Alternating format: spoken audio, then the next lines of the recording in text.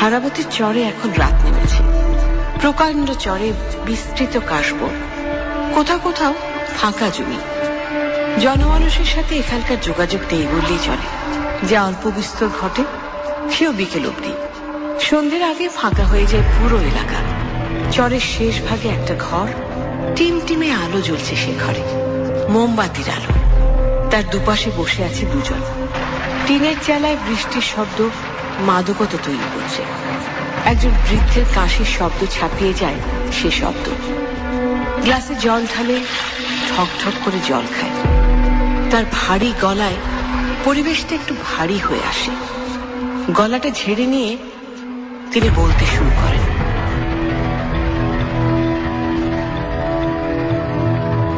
কাল থেকে মাথাটা ঝিমঝিম, স্মৃতিটা পিছু ছাড়ছে না।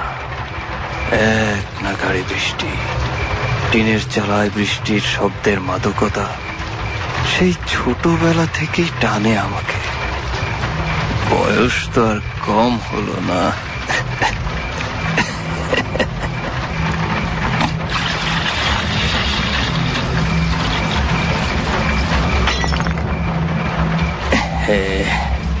দুঃখিত, এমন প্রায় 2-4টে ভাঙে।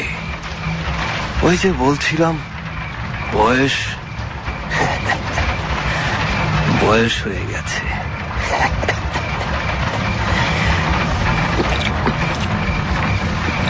বিরক্ত হলে হতে পারেন, কিন্তু একবার যখন জানতে চেয়েছেন যে এই বয়সে এই বৃষ্টির রাতে আমি এখানে কি করছি, তখন তো পুরোটা শুনতে হবে আপনাকে। আমি আবার জানার আগ্রহকে যথেষ্ট মূল্যায়ন করি। হ্যাঁ, যে কথা বলছিলাম, ও হ্যাঁ, কাল থেকে বৃষ্টি। ভেবেছিলাম আজ চলে যাব, কিন্তু বৃষ্টিটা আটকে দিল। আরে বাপু, গল্প কখনো একা একা জমে? একটু সাড়া শব্দ দিলেও তো পারেন নাকি? আচ্ছা বলুন বলুন, আপনার নামটা আগে বলুন।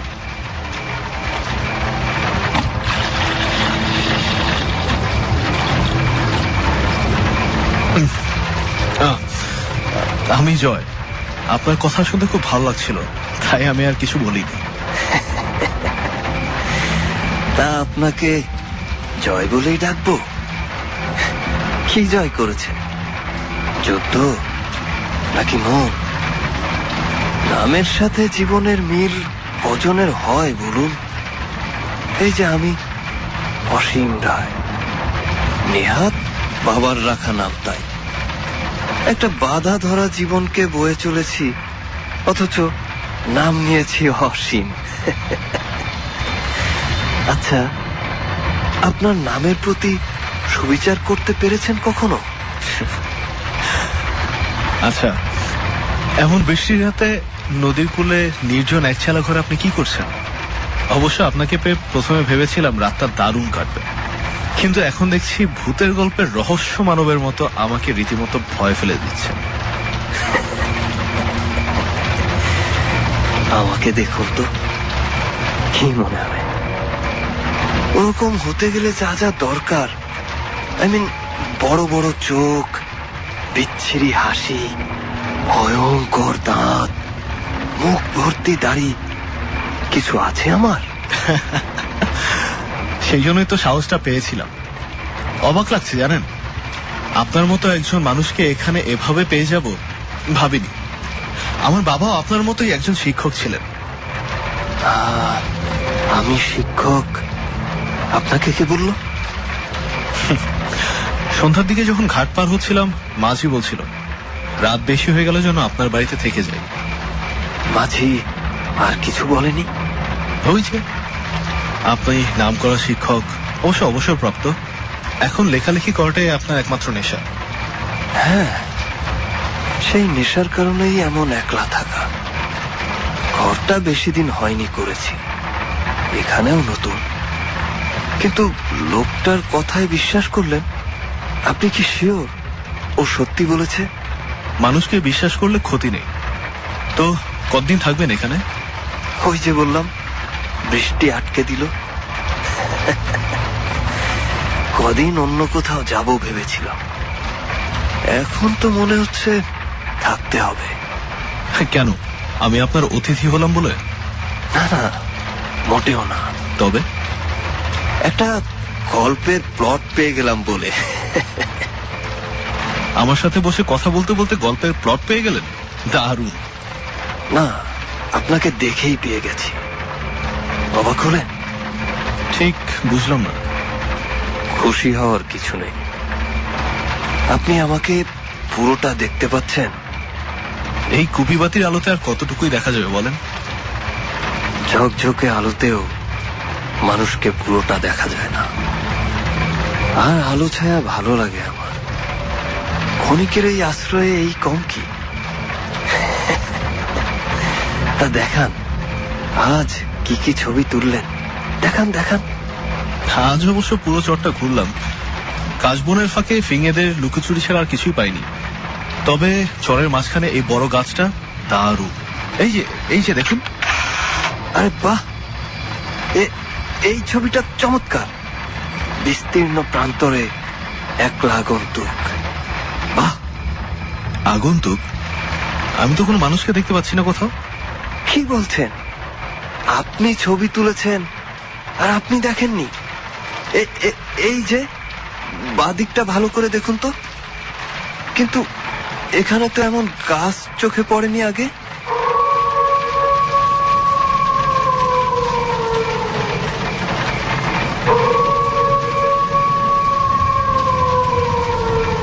এমন একটা গাছ আগে ছিল শুনেছি। এই যা, ওনাদের আবার খাবার সময় হয়ে গেল। কি বলছেন? গাছ দেখেননি? চরের মাঝে এমন একটা গাছ দেখে ওটাই তো ছবি তুললাম আমি। ওসব ছবি তোলার পর কয়েকবার দেখেছি, কিন্তু কোনো মানুষ তো দেখতে পেলাম না। মজা করছেন? শুনুন, ভয়ের পাঠশালাকে ছুটি দিয়েছি অনেক আগেই। এসব বলে আমাকে ঘাবড়ে দিতে চান? বিশ্বাস করুন। শুনুন মিস্টার ফটোগ্রাফার, আমাদের চোখ সব সময় যে ঠিক দেখে তা কিন্তু নয়। হয়তো এখন যা দেখছেন তাও ঠিক নয়, অথবা তখন যা দেখেছিলেন সেটাও ভুল। আমি খালি চোখে গাছ দেখিনি, আর আপনি দেখেননি মানুষ। দৃষ্টিভঙ্গি বুঝলেন? জল খান। আপনি ছাড়া তো এখানে কেউ থাকে না শুনেছি। এখানে সমস্ত চরে আমি আর আপনি ছাড়া এখন বোধহয় আর কোনো জীবিত মানুষ নেই। তবে হ্যাঁ, যখন ছবি তুলেছিলেন তখন বোধহয় ছিল। কেন বলুন তো? না আর কি, আপনি যে বললেন ওনাদের খাবার সময় হয়ে গেল, এই জন্য। ও, বলছি আপনাকে বলতে ভুলেই গেছি। আচ্ছা, রাত তো কম হলো না, আপনার খাওয়া হয়েছে কিছু? হ্যাঁ, আমার সাথে কিছু শুকনো খাবার আছে। আপনি তো সেই কখন থেকে জল খেয়ে যাচ্ছেন শুধু। শুধু জল খাচ্ছি, আপনাকে কে বললো? না মানে আমি তো আর কিছু দেখলাম না। দেখাটা সব সময় ঠিক নাও হতে পারে, বললাম না। আর সবকিছু দেখাও যায় না। আচ্ছা রাখুন, ওনাদের আগে খাবার দিয়ে আসি। দুনিয়াটা বড্ড কঠিন। এখানে হয় নিজে খাও, নইলে অন্যের খাদ্য হয়ে যাও। বড় আজব মানুষ এই বৃদ্ধ। কোনো কথা সহজে বলতে পারে না যেন। একা একা কথা বলতে বলতে ঘর থেকে বেরোয় সে। একবার জয়ের দিকে ফিরে তাকায়, তার দৃষ্টিতে কেমন যেন নির্লিপ্ততা। ঠোঁট বাঁকিয়ে একটা ঠাট্টা মিশ্রিত হাসি ছুড়ে দেয় জয়ের দিকে, তারপর এক ঝটকায় দরজা খুলে বাইরে বেরিয়ে যায়।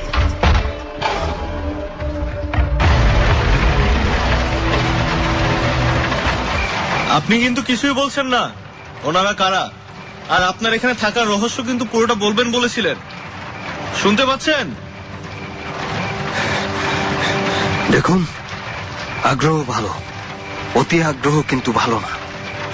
আর এখানে আসার সময় শুনে আসেননি এই জায়গাটা ভালো না? রাতটা অনেক বাকি এখনো, একে একে সব শুনতে পারবেন। মাফ করবেন, বয়স হয়েছে তো, রাগটা একটু বেশি।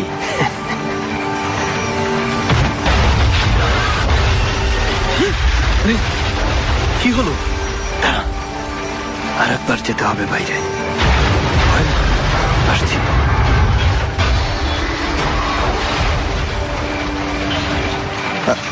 আপনি আবার এলেন কেন? ওই যে দেখুন, ওখানে বিকেলে বাইরে হাওয়া খাওয়ার জন্য ওখানে মাচা করেছিলাম, তার চালাটা উড়ে গেছে বাতাসে। কি দারুণ দুর্যোগ দেখুন। জয়ের মনে উটকো ভয়টা কেটে যায় হয়তো, অন্তত তার চেহারা থেকে ভয়ের রেখাটা সরে গিয়ে স্বাভাবিক হয়। সে ঘরের ভেতরে ফিরবে বলে ঘুরে দাঁড়ায়, কিন্তু আচমকা ঘটে নতুন বিপত্তি। হঠাৎ করে জয়ের দিকে ক্ষিপ্রভাবে ডাকতে ডাকতে তেড়ে আসে দুটো কুকুর। ওদেরকে যেন থামানোই যাচ্ছে না।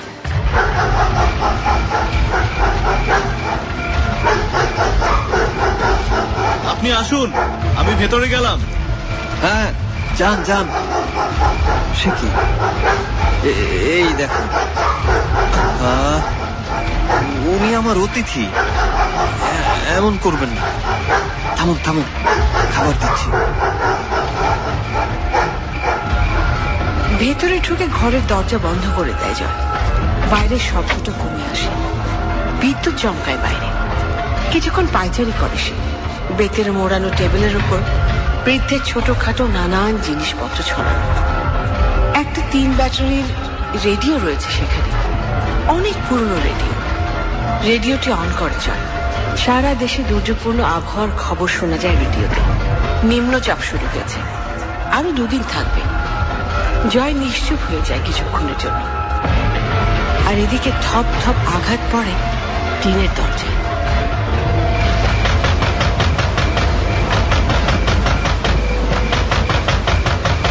কে?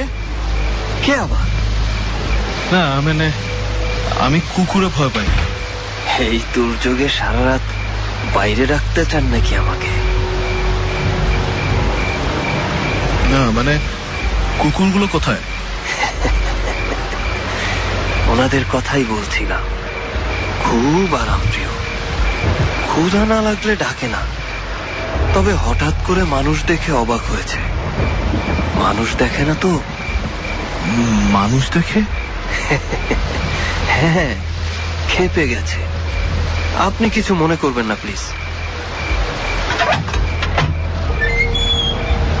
ওরাও একা থেকে থেকে অসামাজিক হয়ে গেছে। ভয় নেই, খাওয়া শেষ হলে আর ডাকবে না।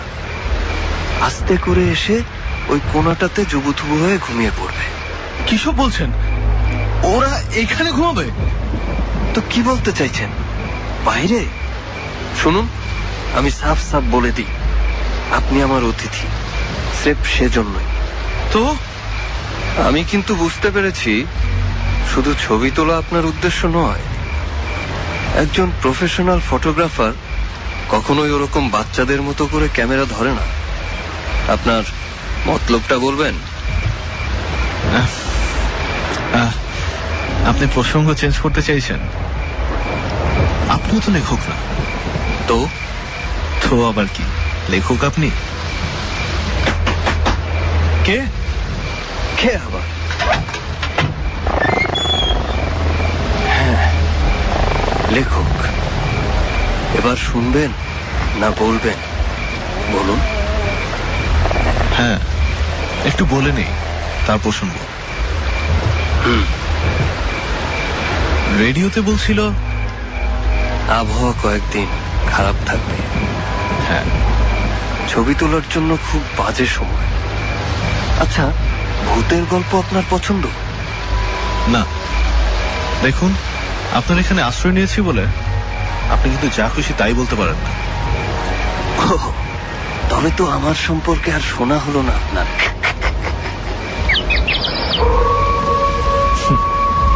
আচ্ছা বলুন, কি বলতে চান, শুনবো। আফটার অল আপনার কথা শুনতেই তো এসেছি। মানে? প্লিজ বলুন, লেখালেখি কি আপনার কাজ? আপনি এখানে একটা কি করেন? ভূতের গল্প লিখি। তবে হ্যাঁ, কোনো কল্পনা প্রসূত গল্প নয়, বাস্তব অভিজ্ঞতা থেকে। সেজন্য শয়তান পূজা করতে হবে? মানে কি? উত্তর দিন। দেখো যুবক, মুখ সামলে কথা বলো। আমি কারো দাস নই, কাউকে মানি না, কারো পূজাও করি না। তবে বেয়ারা কাউকে কাছে রাখতে হলে এসবের দরকার হয়।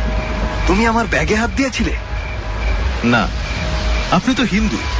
আপনার টেবিলের উপরে একটা আরবি লেখার কাগজ, ওখানে বিদঘুটে একটা পুতুল, সিঁদুরের কৌটো, বুঝতে বাকি থাকে কি?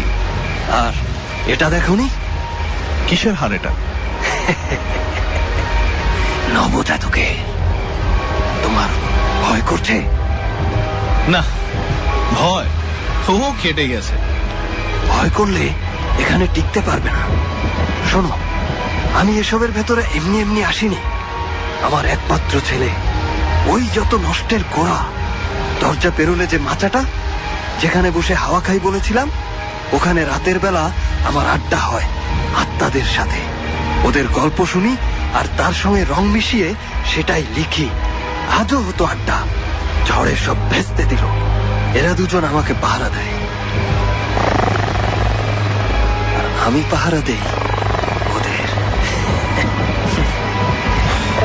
আজ না হয় তাহলে আমার সাথে আড্ডা দিলেন, তো কি কথা হয় ওদের সাথে? কালকে থেকে যাও, শোনাবো। তুমিও গল্প করতে পারবে। মানে তার প্রয়োজন নেই। আপনার ছেলে কি করেছে বলছিলেন? অনেক কথা, অনেক। ওর নাম অনিল রায়, খুব মেধাবী। বয়স হলে কি হবে, ছেলে আমার ভূত পেতে ভীষণ ভয় পেত। একটা ঘটনা বিগড়ে দিল সব। ছেলের কথা আসতেই এক মুহূর্তে বৃদ্ধের গলার স্বর বদলে যায় যেন। তার চেহারাটা নিষ্পাপ হয়ে আসে, কথায় কোনো ছল চাতুরি নেই। জয়ের কাছে তার এই চেহারাটা খুবই আপন মনে হয়। এগিয়ে এসে ঠিক তার কাছাকাছি বসে যায়। বৃদ্ধ ফিরে যায় তার স্মৃতিতে। এদিকে বৃষ্টির শব্দ বাড়তে থাকে।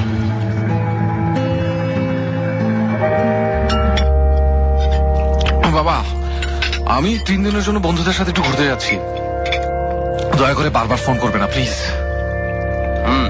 দেখিস, বন্ধুদের সাথেই যাস, আর শত্রু বাড়াস না যেন। আমি বলছিলাম না গেলে হতো না? মা প্লিজ, বলতে গেলে এটাই প্রথম যাচ্ছি। আজ পর্যন্ত কোথাও যেতে দিয়েছো একা? কেন দেইনি সে তো তুই জানিস। আহা, ছেলে বড় হয়েছে, যাক ঘুরে আসুক, তাও যদি ভয় টয় কাটে। তা থাকবে কোথায় এ কদিন? ওই রঞ্জুর বাড়িতে, জয়পুরহাট। বাহ, ভালো ভালো। তাহলে অবশ্যই 12 শিবালয় ঘুরে এসো, খুব নাম করা জায়গা। একসাথে 12টি শিব মন্দির ওখানে। ওখানে বদ্ধভূমিটাও দেখে আসতে পারো, পাগলা দেওয়ান বদ্ধভূমি, হকমা রাজবাড়ি বা পাথরঘাটা মাজারটাও। বাবা প্লিজ। কি শুরু করলে বলো তো? ও ওখানে কি গবেষণা করতে যাচ্ছে নাকি? হ্যাঁ যাচ্ছে, তাই বললাম আর কি। তা বাবা, যাচ্ছিস যখন আমার জন্য 12 শিবালয় থেকে একটু প্রসাদ আনিস। কি রে অনিল? এই দেখো দেখো। অনিল বৃদ্ধ অসীমের একমাত্র পুত্র। হয়তো সে কারণে বাবা মায়ের কাছে এখনো ছোট্টটিই রয়ে গেছে। ছেলে প্রথম একা বাইরে যাচ্ছে ঘুরতে। প্রয়োজনীয় সব কিছু নিজ হাতে গুছিয়ে দিয়েছে মা, ফলে অনিলের বেরোতে দেরি হয়ে গেল। এদিকে স্টেশনে অপেক্ষা করছে ওর বন্ধুরা।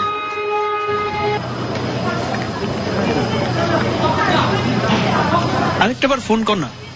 আমি কেন করব বারবার? তোর ফ্রেন্ড তুই কর। তোর তো বয়ফ্রেন্ড, আমি কেন করব? ওই দেখ, তোর হিরো তার বাবার সাথে বীর দর্পে হেঁটে আসছে। রঞ্জু, এনাফ। এমন করলে কিন্তু আমি যাব না। হ্যালো আঙ্কেল, নমস্কার। কেমন আছো তোমরা? শোনো, আমি কিন্তু আসতে চাইনি, তোমার আন্টি জোর করে পাঠালো। ভালোই হলো, সবার সাথে দেখা হয়ে গেল। অনিল তো বললো 5-6 জন যাচ্ছ, বাকিরা পরের স্টেশনে উঠবে আঙ্কেল। ও আচ্ছা। বাবা তুমি যাও, এখন দেখা হবে ফিরে এসে। হ্যাঁ আঙ্কেল, ট্রেন ছাড়বে, ভালো থাকবেন। ফোন করিস বাবা, আর তোর মায়ের জন্য। আচ্ছা ঠিক আছে, যাও তো বাবা, সাবধানে যেও।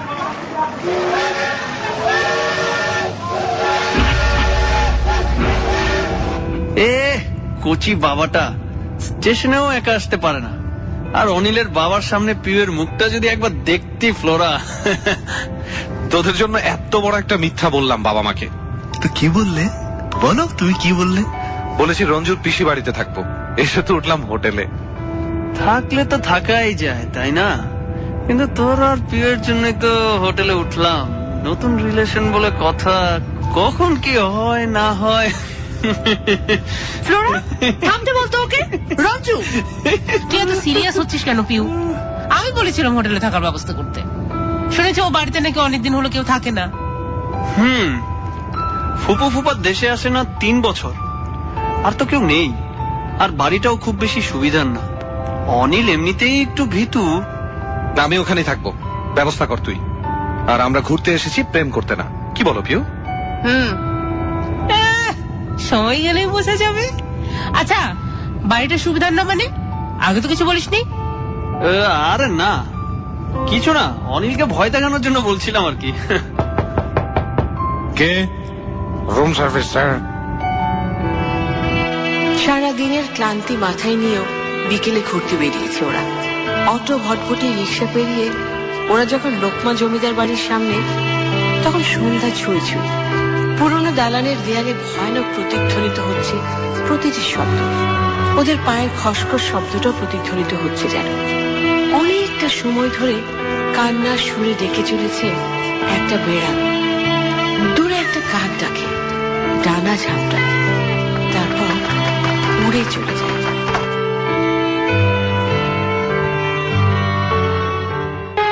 এই হলো 5 বিবির লোকমা জমিদার বাড়ি। লোকে চৌধুরী বাড়ি বলে। প্রায় 250 বছর আগের পুরনো, ভাবা যায়। অনিল আর পিউ এলে মনে হয় মজাই হতো। ওনারা আসবে কি, ওনারা তো সামান্য জার্নিতেই টায়ার্ড। অবশ্য এতটা জার্নি করে আমারও যেন কেমন লাগছে। আর এমনি তো সন্ধ্যাও হয়ে গেছে। আরে ওসব কিছু না, নিজেরা একটু সময় কাটানোর ধান্দা, বুঝিস না? হাজার হলেও প্রথমবারের মতো বাবা মা ছাড়া বেরিয়েছে। কেন এসেছো এখানে? আশিক, কেন কেন এসেছো এখানে? আশিক! কে? কে আপনি? কে এখানে? আশ্চর্য! বেরিয়ে যাও, বেরিয়ে যাও। চল বাড়ি, চল বাড়ি, চল।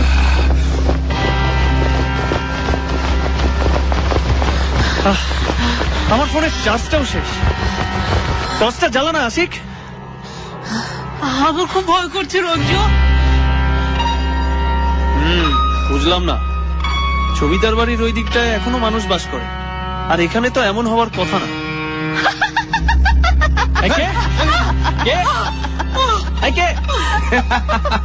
এত সাহস তোদের! বাপ রে বাপ! তোরা তোরা চলে আসার পর আর ভাল লাগছিল না। তাই তো গুগল ম্যাপ দেখে দেখে চলে এলাম। কি কেমন দিলাম? রে দাঁড়া 1 মিনিট। এসে গেছে। হ্যাঁ বাবা। বাবা ঠিক মতো পৌঁছেছিস তো? হ্যাঁ মা, আমি পৌঁছে গেছি। তাই বলে মাকে একবার জানাবি না? আমি ঠিক আছি মা, রাখলাম। ও হ্যাঁ, কাল কিন্তু আবার আসছি 5 বিবিতে। কেন আবার কেন? কেন আবার? আমার ফুপুর বাড়ি সীমান্তবর্তী আটাপাড়া গ্রামে। ফুপুদের বাড়ি, বাড়ির ছাদ থেকে দূরে বিএসএফ দের টহল চৌকি দেখা যায়। ভালোই জমবে, এখন চল। আরে দাঁড়া না, আর একটু ঘুরে দেখি। হোটেলের হিসেব চুকিয়ে পরদিনই রঞ্জুর পিসিদের বাড়িতে উঠেছে ওরা। মোটামুটি গ্রামীণ আবহাওয়া। ভারত সীমান্তবর্তী আটাপাড়া গ্রামে এই 2 তলা বাড়িটি। দুপুরবেলা বসে মাউথ অর্গানের সুর তুলছে আসি, পুরনো সেই দিনের কথা। পাশে দাঁড়িয়ে মন্ত্রমুগ্ধের মতো শুনছে অনিল। ঠিক সেই সময় 16-17 বছরের একটি ছেলে এসে দাঁড়ায় ওদের সামনে।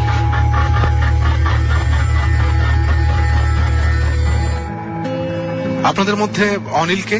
আমি অনিল। কেন? আপনার সাথে আসা বারণ। কেন? ওর ছাদে আসা বারণ কেন হবে? আমি কি জানি, রঞ্জু ভাই আমাকে পাঠালো। তুমি কে? আমার নাম দীপু। বাড়ির গেটের বাদিকে যে টিনের ঘরওয়ালা বাড়ি, ওটা আমাদের। আপনারা আসবেন শুনে আমি তো সব ঝাড়ামোছা করে রাখলাম। ও, এবারই দেখাশোনা তুমি করো তাহলে? না, আমার বাবা করতো। আমি তো জয়পুরে থাকি, কলেজের সেকেন্ড ইয়ারে পড়ছি। আপনারা আসবেন শুনে বাড়িতে আসলাম। ও আচ্ছা। দীপু, দবির আলীটা কে? আমার আব্বা। নিচে আসেন, আমি গেলাম। শালা, পার্সোনালিটিটা দেখলে অনিল আমার কিন্তু ভালোই লাগলো। আমার মোটেও ভালো লাগেনি, পাকনা টাইপের পোলা। তোমার মিউজিকে তো ঝামেলা করলো। আচ্ছা, দবির আলীর নাম তুমি কোথায় শুনলে? মোড়ের দোকানে চা খেতে গেলাম না, তখন একজন বলছিল কোথায় থাকি, কি করি, কেন এসেছি, দবির আলীর সাথে দেখা হয়েছে কিনা, অল দিস। আরে আমাকেও তো একজন বলছিল দবির আলীর সাথে দেখা হয়নি। আমি বললাম না, সে লোক আবার বললো দেখা হবে। আচ্ছা চলো নিচে যাই। আরে ধুর, আর একটু বাজাও না, ভাল লাগতেছে তো। আচ্ছা, আর একটু কিন্তু।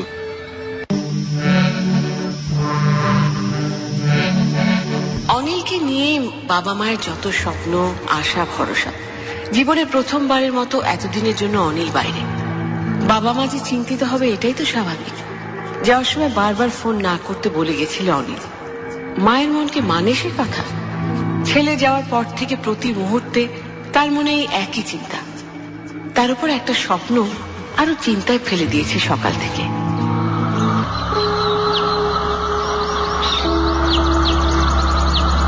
আমি তো বলেছি আমি ফোন করতে পারবো না, আর ছেলে বড় হয়েছে, এতবার ফোন করার কি আছে?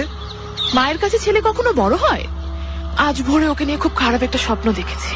খারাপ স্বপ্ন? খুব খারাপ স্বপ্ন দেখলাম, কে যেন ওকে ধরে নিয়ে যাচ্ছে। আমি ছাড়াতে চাচ্ছি, পারছি না। ভোরবেলা দেখেছি। ঠাকুর জানে কেমন আছে ছেলেটা আমার। তুমি একবার ফোন করো না। না না, আমি পারবো না। আর শোনো, নিজের দেখলে অন্যের হয়, এত টেনশন করো না তো। আর কতদিন পর বাড়িতে আমরা দুজন একা বলো? ঢং করো না, ফোন করো। এই নাও, ফোন করলাম, কিন্তু কথা তুমি বলবে। হ্যাঁ বাবা। হ্যাঁ মা, বলো। ভালো আছিস তো বাবা? কি করছিস এখন? এই তো মা, আমি আর আশিক হারাবতীর চরে ঘুরতে গিয়েছিলাম, মাত্র ফিরলাম। সে আবার কি রে? আরে হারাবতী একটা নদী, প্রায় মরা মরা অবস্থা। চরটা দারুণ জানো মা। আমাকে নিয়ে গেলি না কেন বলতো, আমিও দেখতাম। আশিকের ক্যামেরার ছবি তুলেছি, এসে দেখাবো তোমাকে। তোমরা ভালো আছো তো মা? তুই নেই, আমরা কি ভালো থাকি? আশিক কে রে? আমার ফ্রেন্ড, চিন্তা করো না, আসতে এই 2-1 দিন দেরি হবে আর কি। আচ্ছা, তোর বাবাকে বল। তুমি বলে দিও, আমি রাখছি। আজ ওর মনটা খুব ভালো মনে হলো। ওই দেখো, টিকটিকিও বললো ঠিক ঠিক। তোমাকে বললাম না, তুমি শুধু শুধু টেনশন করছো। দাও, এবার খাবার দাও দেখি। খাবারটা তো গরম করতে হবে নাকি? চারদিকটা শুনশান। বাড়ির সামনে খোলা জায়গায় ওরা 4 জন। বাড়ির সামনে বেশ খানিকটা খোলা জায়গা, সেখানে আম, লিচু আর বাতাবি লেবুর গাছ। বাড়ির সীমানা ঘেঁষে সারি বেঁধে খেজুর আর সুপারি গাছ। তার পাশে দীপুদের টিনের ঘর। এ বাড়ি থেকে বিদ্যুৎ সংযোগ গেছে ও বাড়িতে। দীপুদের বাড়ি থেকে হাঁড়ি পাতিল আনা হয়েছে। সামনের গাছপালার মাঝে ফাঁকা জায়গাতে আগুন জ্বেলে রান্না করার প্রস্তুতি নিচ্ছে রঞ্জু, ফ্লোরা আর পিউ। আশিক একপাশে বসে আছে মাউথ অর্গানে, মাঝে মাঝে ফুদিয়ে চলছে, কিন্তু কোনো সুর উঠছে না। ওর মনোযোগটা একটু অন্যদিকে। আগুনের চেলাকাঠ ফোড়া শব্দ যেন ইঙ্গিত দেয় অশুভ কিছু। তবুও ওরা অ্যাডভেঞ্চারের আনন্দে বসল।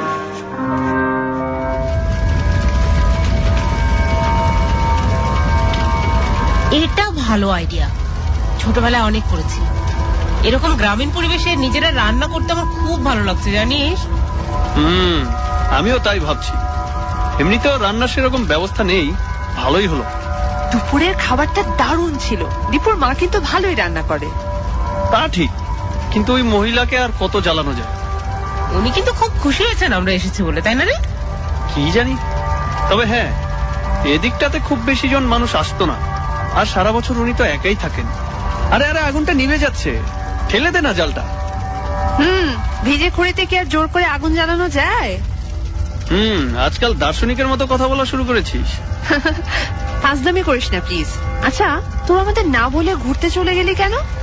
আরে তোমরা তো সারাটা দিন ঘুমাই কাটাইলে, আমরা কি করব? আমি কিন্তু যাইনি, আমি বাজার করতে গেছি। ঘুরতে গেছিল আশিক আর অনিল। হ্যাঁ, তোরা গেলে খুব মজা হতো অবশ্য। চটটা কিন্তু অসাধারণ, জনমানুষ তেমন নেই বললেই চলে। আর আমার ক্যামেরাতে কিন্তু অনিলের কিছু দারুণ ছবি তুলেছে, দেখবি? তুই তুলিস ভালো ছবি? হাসালি। আচ্ছা, ভালো কথা, অনিল কোথায় রে? আরে হ্যাঁ, অনেকক্ষণ ধরে তো দেখছি না। আছে হয়তো কোথাও। না, ওকে এভাবে একা ছাড়া ঠিক হচ্ছে না। হ্যাঁ, কিছু হয়ে গেলে বাড়িতে কি জবাব দেবো বলতো? হাজার হলেও ছোট্ট বাচ্চা তো। রঞ্জু, যাই বলিস, অনিলকে যতটা ভীতু ভেবেছিলাম ও কিন্তু ততটা না।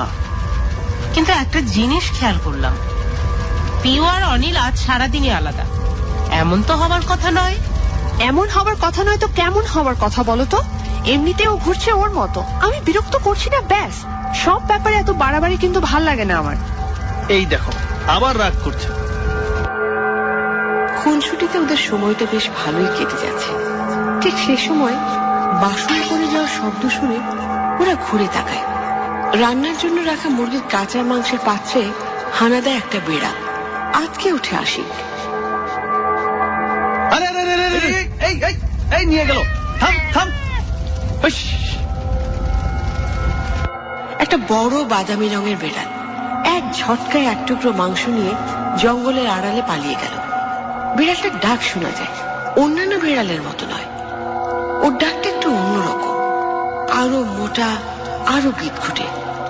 রঞ্জু বিড়ালটাকে ধাওয়া করে।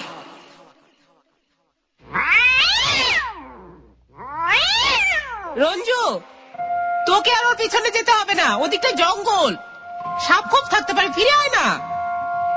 শালার বিড়াল, মাছ খায় শুনেছি, মাংস নিয়ে পালাই প্রথম দেখলাম। বাপরে, আমি তো ভয় পেয়ে গিয়েছিলাম। কত বড় বিড়াল দেখছিস? আমি আগে কখনো এরকম দেখি নাই। বাবা, কিরকম বিচ্ছিরি করে ডাকে। আরে ওকে যে সে বিড়াল ভেবে ভুলেও ভুল করিস না তো। কি ওটা? এই নির্জন বাড়ির আশেপাশে কি সাধারণ কিছু থাকে? ওটা নিশ্চয় কি? নিশ্চয় বন বিড়াল। দেখ, সবসময় এসব মজা ভাল লাগে না কিন্তু। তোর ভালো লাগে কি? এটা ভালো লাগে না, ওটা ভালো লাগে না, অনিলকে ভালো লাগে তো। আরে আশিক, তুই আবার কোথায় যাচ্ছিস? আশিক আচমকা উঠে দাঁড়ায়। অন্ধকারে কিছু একটা দেখেছে, স্পষ্ট না, তবে মনে হচ্ছে কেউ লুকিয়ে লুকিয়ে দেখছে ওদের। সেদিকে এগোতে থাকে আশিক। রঞ্জু কথা বলতে হাত দিয়ে আস্তে কথা বলতে ইশারা করে আসে, তারপর গলা নামিয়ে বলে, ওয়েট, আসছি। নে, আমার কাজ শেষ, এবার বাকি কাজ তোদের। মুরগিটা তোরা রান্না কর। আমি রান্না করে দেব। আপনি কখন এলেন? এই তো কেবলই আমার দুপু আসেনের দিকে ওরে ডাকতে তো এলাম। অসম্ভব সুন্দর এখানকার সন্ধ্যাটা। গ্রামের শেষ বাড়ি এটা। মাঠ পেরোলেই ভারত। এক পাশ দিয়ে মাটির রাস্তা এঁকে বেঁকে চলে গেছে দূরের বড় রাস্তায়। রাস্তার ধার ঘেঁষে বাড়িগুলো, প্রতিটি বাড়িতেই বিদ্যুতের আলো। গাছের ফাঁক গলে সে আলো ছড়িয়ে যাচ্ছে বহু দূরে। দীপু এখানকার স্কুলেই পড়েছে। অনিলের সাথে বেশ জমেছে দীপুর। বিকেলবেলা অনিলের জন্য অনেকগুলো পেয়ারা এনেছিল সে। লেখাপড়ায় বিশেষ আগ্রহ দেখে অনিল নিজেই ডেকেছে তাকে। বাড়ির ছাদে অনিলকে সঙ্গ দিচ্ছে দীপু।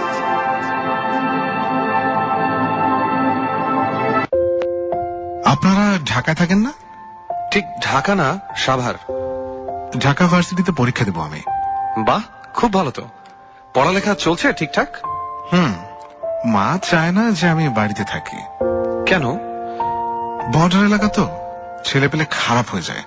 ওই দেখেন বিএসএফ টহল দিচ্ছে। সার্চ লাইটের আলো দেখাই যাচ্ছে। ভোরবেলা আজানের আগে অনেক কিছু আসে এদিক দিয়ে, ভারতের মাল। এই এলাকার মেলা মানুষ এসব করে, কাউরে বলবেন না। এই বাড়ির মালিকও একসময় করতো এসব, এখন মেলা টাকা, বিদেশ থাকে। আচ্ছা, তোমাদের বাড়িতে কে কে আছে? মা আর আমার ছোট ভাই। আর বাবা? মা মনে হয় খুঁজছে। চলেন নিচে যাই। ওইদিকে কি যেন নড়ল না? কোথায়? ও হ্যাঁ, ওই তো দুজন লোক জঙ্গলের দিকে যাচ্ছে। আস্তে, শুনে ফেললে সমস্যা। কিন্তু একজনকে আশিকের মতো লাগছে, অন্যজনও কেমন চেনা চেনা মনে হচ্ছে আমার। আমি তো একজনকে দেখতে পাচ্ছি, তখন যে হারমোনিকা বাজাচ্ছিল তার মতো। হ্যাঁ, কিন্তু যাচ্ছে কোথায় এই অন্ধকারে? ওকে থামাতে হবে। আশিক, আশিক, আশিক! চলেন নিচে চলেন।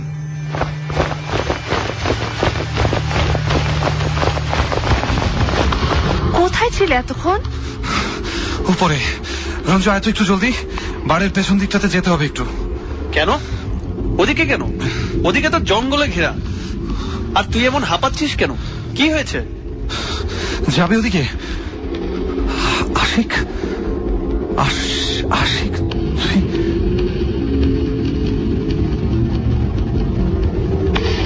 কি হলো? আমি আবার কি করলাম তোমার? তোমাকে যে দেখলাম। কি কি দেখেছিস বল না। আরে কি আর দেখবে, শহরের ছেলে গ্রামে এসে কি বলতে কি দেখেছে। না, রান্না হয়ে গেছে, যে খেয়ে নাও আগে, যাও, মেলা রাত হলো। আপনি আর দীপু আমাদের সাথে খাবেন আজকে? না রে বাবা, তোমরাই খাও। আর শোনো, যতটা সম্ভব একসাথে থাকবা, আর মানুষজনের কথা খুব বেশি কানে তুলবা না। চলেন একসাথে খেয়ে দে, আপনার মুখে এই এলাকার গল্প শুনবো। আচ্ছা, দীপু যাচ্ছে তোমাদের সাথে? বাড়িতে আমার ছোট ছেলে আসে, তোমাদের কোনো সমস্যা হচ্ছে না তো? হ্যাঁ? দীপুর মা চলে যেতেই আশিক অনিলের কাছে আসে, তারপর তার গা ঘেঁষে দাঁড়ায়। এতক্ষণ যেন অনিল এই সময়েরই অপেক্ষা করছে। তারা দুজনেই একটু দূরে কিছু একটা দেখতে পেয়েছে। অনিল আশিকের দিকে মুখ বাড়িয়ে নিচু গলায় বলে, খেয়াল করেছো কেউ আমাদের ফলো করছে লুকিয়ে? আমি ওটা বলতে যাচ্ছিলাম তোমাকে। ওই যে খেজুর গাছের আড়ালে একটু আগেও কি দিল একটা মাঝবয়সী লোক। মালটাকে একবার ধরা দরকার ব্রো। লোকটাকে কোথায় যেন দেখেছি মনে হচ্ছে আমার। চল চল, ঠান্ডা হাওয়া বইতে শুরু করেছে। চল দীপু, একটু হেল্প করবা? চলেন।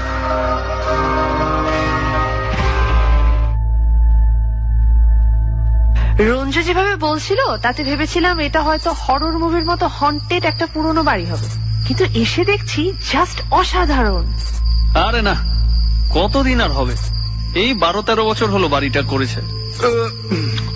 তুই না বলেছিলি কি জানি সমস্যা আছে বাড়িতে? কি সমস্যা একটু বলবি রঞ্জু? আরে না না, কিছু না, আমি ওসব বিশ্বাস করি না। কিন্তু আমি করি, বল না। আমারও মনে হচ্ছে কিছু একটা ঝামেলা আছে। কেন অনিল, কি হয়েছে? তখন আমি ছাদে দাঁড়িয়েছিলাম, হঠাৎ জঙ্গলের দিকে তাকিয়ে দেখি আশিক একটা লোকের সাথে ভিতরে ঢুকে যাচ্ছে। অন্ধকারে লোকটাকে ঠিক চিনতে পারলাম না, কিন্তু একবার আর চোখে সে আমার দিকে তাকিয়ে আবার চোখ ফিরিয়ে নিল। আরে সেই জন্যই তো তখন ছুটে গেলাম, গিয়ে দেখি আশিক তোদের সাথে। আমি তো একাই গিয়েছিলাম, তবে হ্যাঁ আমি একজনকে দেখেছিলাম ওইদিকে। আমার ভালো লাগছে না। কি সব বলছিস? আমি থাকবো না এখানে। কেন থাকবো না? অবশ্যই থাকবো। এই জানালাটা একটু বন্ধ করে দিবি কেউ? আশিক জানালার কাছে গিয়ে দাঁড়ায়, বাইরের দিকে তাকিয়ে স্তব্ধ হয়ে যায়। অনিল কথা বলতেই থাকে। শোন, ভয় পেয়ে পালানোর কিছু নেই। বর্ডার এলাকা তো, নানা উদ্দেশ্যে এখানে নানা রকম মানুষ আসে। এই কি হলো, তুমি জানালার কাছে এখনো দাঁড়িয়ে কি করছো? অনিল, সেই লোকটা কই, কোথায়? ওখানে দাঁড়িয়ে ছিল তো, আমার দিকে তাকিয়ে। সম্ভবত আমাদের ভয় দেখানোর চেষ্টা করছে। কিন্তু লোকটা কে? দবির আলী নয় তো? কে? দবির আলী মানে দীপুর বাবা? কিন্তু সে কি করে সম্ভব? কেন সম্ভব নয় কেন? আরে দবির আলী তো এই বাড়ি দেখাশোনা করতো। জানি, কিন্তু সে তো বিএসএফ এর গুলিতে মারা গেছে 2 বছর হলো। কেন পেপারে পড়িসনি? বিএসএফ ওর লাশটাও দেয়নি, শুনেছি মেরে টানতে টানতে নিয়ে গিয়েছিল। উনি কি চোরাকারবারি ছিলেন? এখানকার লোকজন তাই বলে। I see. ব্যাপারটা দীপুর কাছে অপমানজনক লাগে, তাই ও বাবার প্রসঙ্গে কিছু বলতে চায় না, রাইট? বলেছিলাম পার্সোনালিটি আসছে ছেলেটার। সবই তো বুঝলাম, কিন্তু এই লোকটা কে? রঞ্জুর কথাই ঠিক হবে হয়তো। কেউ আমাদেরকে ভয় দেখানোর চেষ্টা করছে। আরে আরে, ওই দেখ, ওই মহিলাটা এখানে হাতে কোথায় যাচ্ছে? এই মহিলা দীপুর মা, দবির আলীর বউ। এরকম ঘোমটা টেনে চোরের মতন যাচ্ছে কোথায়? একটা জিনিস খেয়াল করেছো, ওর হারিকেনটা কিন্তু জ্বলছে না। ওই মহিলা কি তাহলে? আরে দূর, সব বিষয় সিরিয়াস। বাইরে যে দমকা বাতাস, বাতাসে হারিকেন নিভে যেতেই পারে, আর প্রকৃতির ডাকে সাড়া দিতে বেরোতেই পারে নাকি? তাই যা যা, শুয়ে পড়।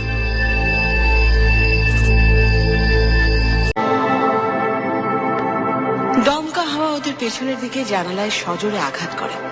চমকে ওঠে ওরা। অপরিচিত জায়গায় সবার ভেতরে একটু আকস্মিক ভয় কাজ করে। আর বাড়ির ধার ঘেঁষে ছোট্ট একটা জঙ্গল। ওখান থেকে নতুন পাখির আচমকা ডাক আর বাতাসে পাতায় পাতায় লেগে তৈরি হওয়ার শব্দ থমথমে করে দেয় সময়কে। যদিও রঞ্জু অল্প কিছুক্ষণের ভেতরে ঘুমিয়ে পড়ে, অনিল আর আশিক বিছানায় ঘাপটি মেরে পড়ে থাকে মৃতের মতো। পিউ আর ফ্লোরা পাশাপাশি শুয়ে কথা বলে, ওদের চোখ ঢুলু ঢুলু, কিন্তু কিসের একটা ভাবনা ওদের ঘুমকে যেন আটকে রাখে।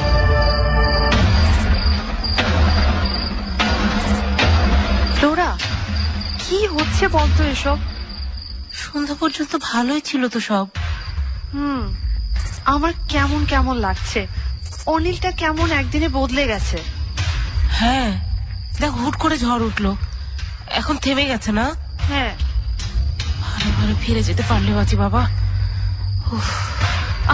এমন কিছু হয়নি যে এসব বলতে হবে। নে ঘুমাতো।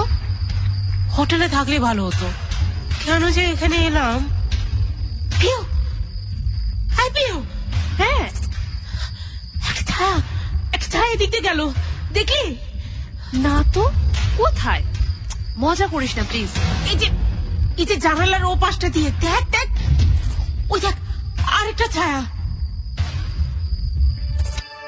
পিউ এবার ছায়াটাকে দেখতে পায়, খুব দ্রুত সরে যায় ওদের জানালার সামনে দিয়ে। ভয়ে চিৎকার দিতে যায় সে। ওর মুখ চেপে ধরে ফ্লোরা। সিঁড়ি দিয়ে দ্রুত পায়ে কারো নেমে যাওয়ার শব্দ। শব্দটি রাতের নিস্তব্ধতা ভেদ করে বুকে এসে যেন লাগে। মাঝরাতে বাড়ি থেকে বের হয়ে আসে। রাতের নিস্তব্ধতায় ওর জুতোর শব্দের সাথে সাথে আরেকটা শব্দ শোনা যায়, খস খস। কেউ খালি পায়ে হেঁটে গেলে যেমন হয়, ঠিক তেমন। বাড়ির সামনের বাগান পেরিয়ে জংলা এক পায়ের রাস্তাটি ধরে আর কিছু দূর গেলেই ঘন হয়ে আসা জঙ্গল। আরো কিছু দূর এগিয়ে যায় আসে, এরপর ধৈর্য হারা হয়ে যায় সে। আপনি কি চান বলবেন?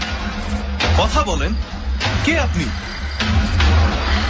আপনি কথা না বললে কিন্তু আমি ফিরে যাব। ফিরে যেতে পারবে? আরে কি আজব, কে আপনি? না না না না, আমি যদি ভুল না করি, কাল আপনি আমাকে প্রশ্ন করেছিলেন দবির আলীর সাথে আমার দেখা হয়েছে কি। আজব, হাসছেন কেন? কি চান আপনি? আরে আপনি কে? আমার সাথে এসো, জানতে পারবে সব। যাব, তবে আপনাকে বলতে হবে আপনি কে। না বললে আমি যাব না আপনার সাথে। লোকটির হাসি বাড়তে বাড়তে হঠাৎ থেমে যায়, তারপর একেবারে গম্ভীর হয়ে যায়। তারপর নিজে নিজে ফিস ফিস করে কিসব বলতে থাকে। কিছুই স্পষ্ট নয়, মনে হয় সে বাংলাতে নয়, অন্য কোনো অপরিচিত ভাষায় কথা বলছে। শুনলে গা কাঁটা দিয়ে উঠে যায়। আশিকের গলা শুকিয়ে আসছে, ঠিক মতো কথা বেরোয় না তার মুখ থেকে। জড়িত কণ্ঠে সে বলে,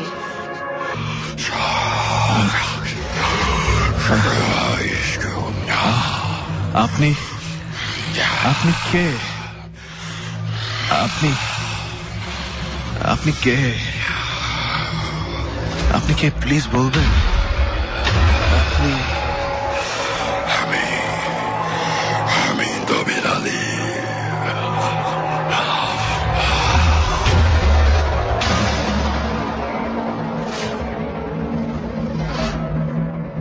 কাল রাতে তোমার পিছু পিছু গিয়েছিলাম, আমি বুঝতে পেরেছি পুরো ব্যাপারটা। অনিল, সে আমাকে কিছু একটা বলতে চায় মনে হচ্ছে। আমাদের এখান থেকে চলে যাওয়া উচিত। অনিল, আমি কোনো ঝামেলায় জড়াতে চাই না ভাই। আরে কি ঝামেলা? কিছু হবে না, আরেকটা দিন থেকে যাই। আমাকে জানতে হবে সে আমাকে কি বলতে চায়। তবে ব্যাপারটা পিউ যেন জানতে না পারে। কাল রাতে কি হয়েছিল এটা ওদের বলা দরকার নেই। অনিল, অনিল, কাল রাতে কি হয়েছে জানো? তুই কি করে জানলি কি হয়েছে? রাতে ঘুমাসনি?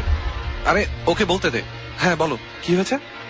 রাতে ঘুম আসছিল না, আমি আর ফ্লোরা গল্প করছি, হঠাৎ দেখি একটা ছায়া সরে গেল আমাদের জানলার পাশ দিয়ে। একটু পর আরো একটা। কি যে ভয় পেয়েছি।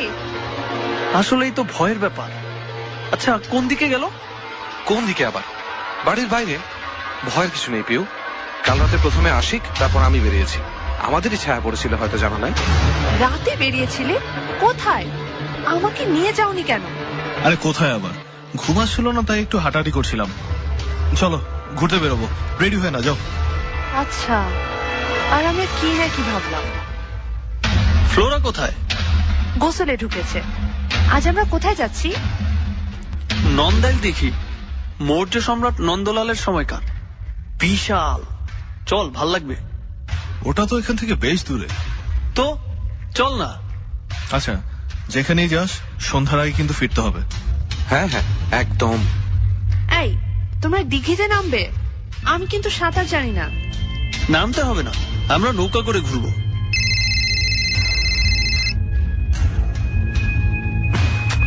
না, কথা বলো না, ভাল লাগছে না। ওই একই প্রশ্ন, কোথায় আছি, কি খেয়েছি। তাই বলে রিসিভ করবে না? না, করবো না। তুমি যাও, রেডি হয়ে আসো। ওদের প্রত্যেকের চোখে মুখে একটা অজানা শঙ্কা বাসা বেঁধেছে এর মধ্যে। গত রাতের ঘটনার সাথে ওরা সবাই প্রত্যক্ষ বা পরোক্ষভাবে জড়িত। ছাড়া ছাড়া কিছু ঘটনা যেন ওদের আনন্দটাকে অনেকটা মাটি করে দিয়েছে, কিন্তু প্রকাশ করছে না কেউই। সাধারণভাবে দেখলে খুব বেশি কিছু ঘটেনি, কিন্তু বিষয়টিকে একবারের জন্য ভুলতে পারছে না আশিক। অনিল জীবনের স্মরণীয় সময় পার করছে। এতদিন অন্যের মুখে শুনে শুনে ভয়ে কুঁকড়ে গেলেও যা ঘটে যাচ্ছে সেই বিষয়টি উদ্ঘাটনে মরিয়া হয়ে উঠছে যেন। ভয় খুব বেশি প্রশ্রয় পাচ্ছে না তার কাছে। সারাটা দিন ঘুরে বিকেলে বাড়িতে ফিরে আসে ওরা। আজ সারাদিন পিউ আর অনিল একসাথে কাটিয়েছে। রঞ্জু চেষ্টা করেছে সবাইকে আনন্দে রাখতে। আশিক কোন রকম ফ্রেশ হয়ে গিয়ে ছাদে বসে। ও অপেক্ষা করছে রাতের জন্য। দবির আলীর সাথে আরো একবার দেখা হোক, মনে প্রাণে চায় সে। মাওতারগান যেন ঠিক সুর খুঁজে পায় না।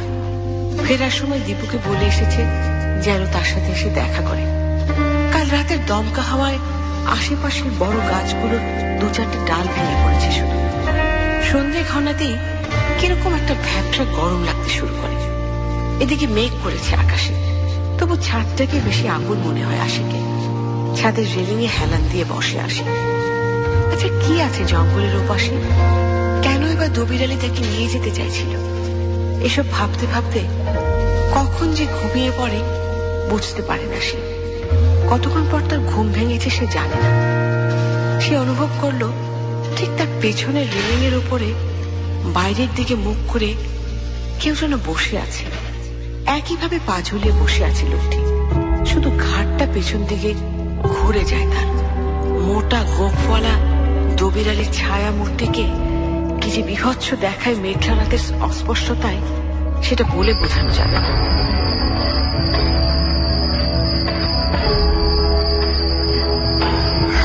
কে?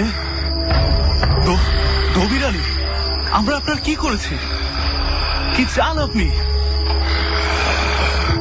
রোহিত শেখ আমাকে বাঁচতে দেয়নি। রোহিত শেখ? রোহিত শেখ কে? আমি ছাড়বো না কাউকে ছাড়বো না।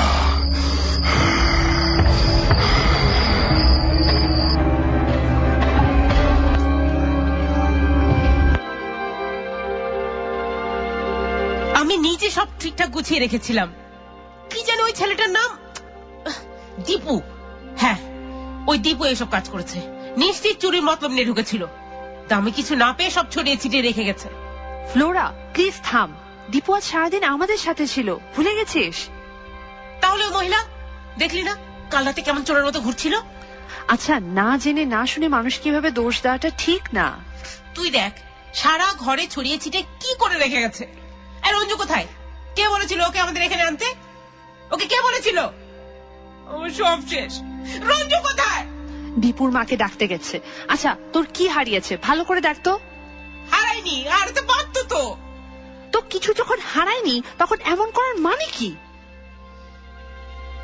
ছোট একটা ব্যবসা করে ছেলেরে পড়ায় আর সংসার চালায়। আপনারা চলে যাওয়ার পর আমিও কাজে গেছিলাম। আপনারা তো তালা দিয়ে গেছিলেন। হ্যাঁ, আমি নিজ হাতে তালা খুলেছি। তো এসব কে করলো? ভূতে? তা আমি কি জানি বাবা। কোথায় গিয়েছিলি? রক্ত এলো কোত্থেকে? সিঁড়িতে নামতে গিয়ে পড়ে গিয়েছিলাম। ইস, কি করে হলো? আহা, কিছু হয়নি। আচমকা শব্দ করে টেবিল থেকে পানির গ্লাস পড়ে যায়। কিছুক্ষণ পরে সবাই নিশ্চুপ। ওদের খুব কাছে ফিস ফিস করে কথা বলতে শোনা যায় কারো, কিন্তু ঠিক বোঝা যায় না। গত রাতে যেমন আশিকের সাথে হয়েছিল, ওরা স্তব্ধ হয়ে যায় সবাই, আর ধীরে ধীরে বাড়তে থাকে ফিস ফিস শব্দ। এসব কি হচ্ছে অনিল? আমি আর এখানে থাকতে পারবো না। ছাড়বো না, কাউকে ছাড়বো না, কাউকে না। আশিক? হ্যাঁ, আশিক কোথায়?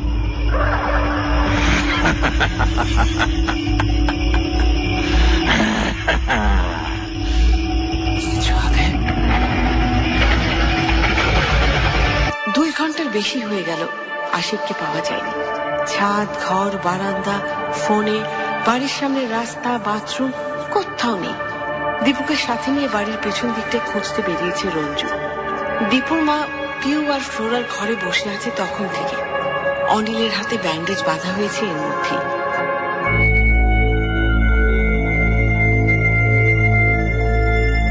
আচ্ছা, রোহিত শেখ কে? কেন? এই বাড়ির মালিক। মানে রঞ্জুর ফুপা? আপনার স্বামী, আই মিন মৃত দবির আলী এই বাড়ি দেখাশোনা করতো, তাই না? খালি এই বাড়ি না, রোহিত শেখের বর্ডারের সব ব্যবসাও সেই দেখত। তাহলে তো তার সাথে কোনো বিরোধ হওয়ার কথা না। বিরোধ হবে কেন? উনি আমাদের মহাজন।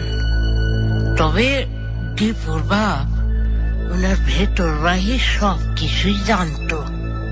3-4 বছর আগে যখন বর্ডার কড়াকড়ি করে দিল, পেপার পত্রিকায় খবর বাই হইল মেলা রকম। সেই সময় ব্যবসাপাতি গুটায়ে বিদেশ চলে গেল রইস ভাই। তারপরের বছরেই তো সে চলে গেল। আপনাদের সাথে এমন কিছু হয় না? না মা, আমাদের সবার শরীর বন্ধ করা আছে। বাড়িও হুজুর থেকে বন্ধ করে নিয়েছি। আমার কোমরেও মাদুলি আছে, মা আসার আগে জোর করে বেঁধে দিয়েছে। আপনি ওদের নিয়ে একটু কষ্ট করে থাকেন, আমি একটু দেখে আসি আশিক কি ওরা পেলো কিনা। তুমি যেও না প্লিজ। আশিককে পাওয়া যাচ্ছে না, কতক্ষণ হয়ে গেল। আর ওখানে বসে থাকবে? তোরা কোথাও যাস না, আমি খুব তাড়াতাড়ি ফিরে আসবো। আপনি ওদের একটু দেখবেন প্লিজ। টিপ টিপ করে বৃষ্টি পড়তে শুরু করেছে। রঞ্জু বেশ কয়েকবার আশিকের নাম ধরে ডাকে, কোনো সাড়া পাওয়া যায় না। বাড়িগুলো একটা থেকে আরেকটা দূরে হওয়ায় ওদের এই বিপদে এগিয়ে আসেনি একজনও। বর্ডার থেকে মাঝে মাঝে হুইসেল বাজায় বিডিআর জওয়ানরা। দীপুকে সাথে নিয়ে বাড়ির পেছনে খোলা মাঠের দিকে এগোতে থাকে রঞ্জু। মাঠটা পের হলেই বর্ডার, আর ডান পাশে বেশ খানিকটা জায়গা জুড়ে ঘন জঙ্গল। বর্ডারে নানা রকম অপকর্ম করার জন্যই স্থানীয় প্রভাবশালীরা এই জঙ্গলটা একরকম পুষে রেখেছে বলা যেতে পারে। এমনিতে ছিটে ছিটে বৃষ্টিতে মাঠের মাটি ফুলে পিচ্ছিল হয়ে যাচ্ছে, তার উপরে হোঁচট খেয়ে বুড়ো আঙুলের নখটা উল্টে গেছে রঞ্জুর। দীপু রঞ্জুকে সাবধান করে দেয়, আর বেশি দূরে যাওয়া ঠিক হবে না। বিএসএফ ইদানিং একটু উগ্র হয়ে উঠেছে কেন জানি। রঞ্জুও সম্মত হয়, এমন বৃষ্টির রাতে মাঠে ঘাটে একটা মানুষকে এইভাবে খোঁজা যায়, তাও আবার অপরিচিত জায়গায়। কেমন যেন গা ছমছম করা না। রঞ্জুর শরীরটা ওর পেরে উঠছে না, পারলে সে এখানেই শুয়ে পড়ে। কিন্তু আশিককে না পেয়ে ফিরে গেলে অন্যদের সামনে মুখ দেখাবে কিভাবে? সেই নিয়ে এসেছে ওদের। রঞ্জুর শরীর ভিজে গেছে অনেক আগে, যতটা না বৃষ্টির জলে তার চেয়ে বেশি ঘামে। টেনশন হলে শরীর ঘামতে থাকে। মাঠ পেরিয়ে বাদিকে কিছু দূরে গেলে গ্রামের ভেতরে যাবার মাটির রাস্তা। ওরা এই রাস্তা ধরে যাতায়াত করছে দুদিন ধরে। রঞ্জু সিদ্ধান্ত নেয় ওদিকটাতে একটু দেখে আসবে। কপাল ভালো হলে রাতের ভেতর আশিককে খুঁজে বের করে সকালবেলা রওনা দেবে বাড়ির উদ্দেশ্যে। ফেরার পথে রঞ্জুর চোখে পড়ে বাড়ির দোতলার ছাদ। চেহারাটা অস্পষ্ট হলেও পরিষ্কার বোঝা যাচ্ছে কেউ একজন পা মাঠের দিক দিয়ে মুখ করে ছাদের রেলিংয়ে পা ঝুলিয়ে বসে আছে। রঞ্জু দীপুর কথা না ভেবে ছুটতে থাকে বাড়ির দিকে। দীপু তাকে থামানোর চেষ্টা করেও পারে না। এক ছুটে ছাদে উঠে যায় রঞ্জু। ছাদের এক কোণে তখনও বসে আছে মানুষটি। এগিয়ে যেতে গিয়েও পর মুহূর্তে থমকে দাঁড়ায় রঞ্জু। সামনের লোকটিকে আশিকের মতো মনে হচ্ছে না কেন জানি। অনিল আর আশিক কি তাহলে এনার কথাই বলছিল? মনে মনে ভাবে সে। পিছু হটার চেষ্টা করে, কিন্তু পারে না। তার দিকে ঘুরে বসে দবির আলী। কোটরে ঢুকে যাওয়া তার চোখ থেকে যেন বিচ্ছুরণ ঘটে। রঞ্জুর চোখে ভয়ঙ্কর একজোড়া মৃত্যু চোখ রেখে হাসতে হাসতে বলে,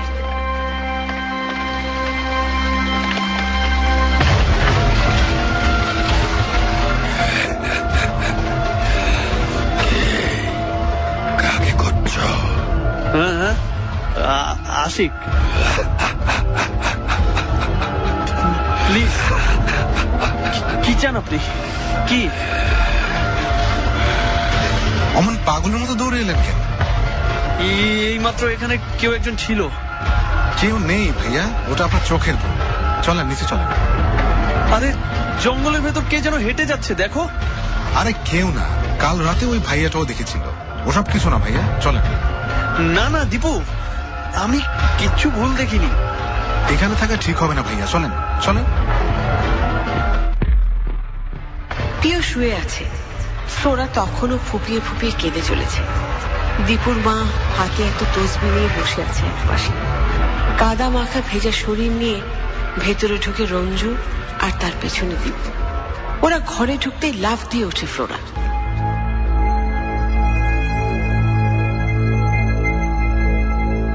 কোনো খোঁজ পেলে? অনিল কোথায়? অনিল তো ওদের সাথেই ছিল।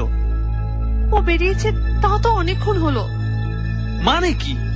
ওকে কেন বেরোতে দিলি? এক্ষুনি ফোন কর। ফোনটাও তো নিয়ে যায়নি, আমি তো নিষেধ করেছিলাম। তুমি গা মুছে কাপড় চোপড় বদলাই এসো বাবা, তুমি তো অসুস্থ হয়ে যাবা। না যাই, দেখি অনিলটা আবার কোথায় গেল। আপনি থাকেন ভাইয়া, আমি যাচ্ছি। কাউকে যেতে হবে না, তোরা থাকো, আমি যাচ্ছি।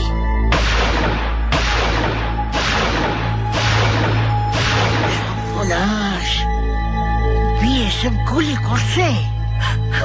মানে মাঝে মধ্যে ফাঁকা গুলিও করে, চিন্তা করবেন না আপনি। আর বৃষ্টির রাতে চোরা কারবারিদের আনাগোনাও বেড়ে যায়।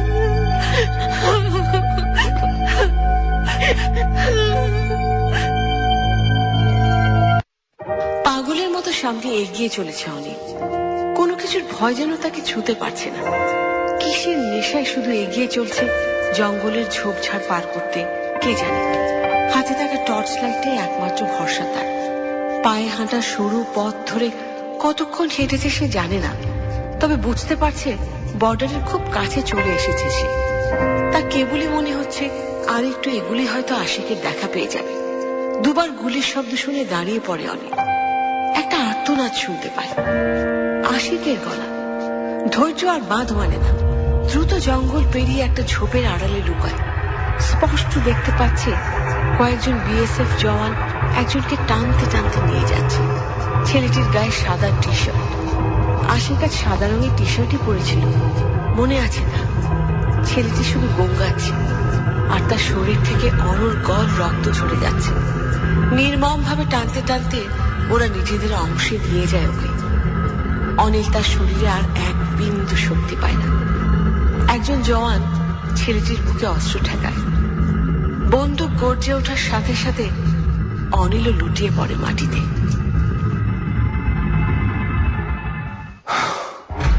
অনেক খুঁজেও ওরা আশিককে পায়নি। আর আমার একমাত্র সন্তান অনিলকে পাওয়া যায় পরদিন বিকেলে অজ্ঞান অবস্থায়। পরে যখন জ্ঞান ফেরে ও আর স্বাভাবিক নেই, তখন ঠিকমতো কিছুই বলতে পারে না। আর জঙ্গলের ওই স্মৃতিটাই গেঁথে গেছে ওর ভেতরে। কিন্তু এসব কিছু আপনি জানেন কিভাবে? ওর বন্ধু রঞ্জুর কাছে। ছেলে মেয়েগুলো কেমন যেন হয়ে গেছে। আচ্ছা, আপনার ছেলে কোথায় আছে এখন? বাড়িতেই, তালাবদ্ধ। ওকে নিয়ে ভাবতে ভাবতে ওর মাও হঠাৎ স্ট্রোক করলো একদিন। রাখতে পারলাম না। দেখুন, আপনাকে সান্ত্বনা। আমি কারো সান্ত্বনা বা করুণা প্রত্যাশা করি না কখনো। তোমার আর কিছু জানবার আছে? হ্যাঁ, একটা প্রশ্ন। আপনি এখানে কেন? অনিল শুধু বারবার একটা কথাই বলে, আশিক সব জানে। আর আমার বিশ্বাস আশিকের সাথে একবার আমার দেখা হবেই। আর সেই জন্যই হারাবতীর চরে ব্ল্যাক ম্যাজিক করে চলেছেন? যেখানে ঘটনাটা ঘটেছিল সেটা এখান থেকে খুব বেশি দূরে নয়। শুনেছি আশিক আর অনিল এখানে ঘুরতেও এসেছিল একদিন। আমাকে আসল রহস্যটা জানতেই হবে, যেটা আমার ছেলে পারেনি।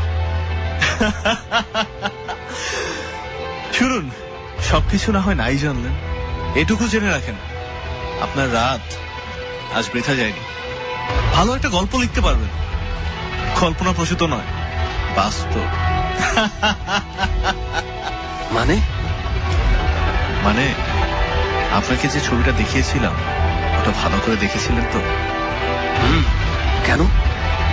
ছবিটা আমার তোলা, আর ছবির ওই মানুষটি আপনার ছেলে অনিল। ঠিক বুঝলাম না, গুলিয়ে যাচ্ছে। একটু স্পষ্ট করে বলবে? আমার নাম শুধু জয় নয়, আশিকুর রহমান জয়। ইয়ে, জয় মানে তুমি আশিক? আপনার নতুন গল্প, আপনার গল্প। অনিল নিশ্চয় সুস্থ হয়ে যাবে, ভালো থাকবেন আঙ্কেল। জয়, আশিক, আমার আরো কিছু জানার ছিল। আশিক, আশিক, গল্পটি লিখবো আমি। আশিক।